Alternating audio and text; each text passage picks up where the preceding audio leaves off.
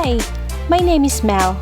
Come along with me as I explore, travel, adventure, and create photography.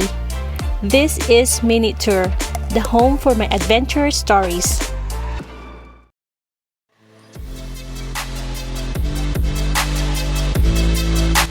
Canyonlands National Park has 4 sections: the island in the sky, the needles, the maze, and the Horseshoe Canyon.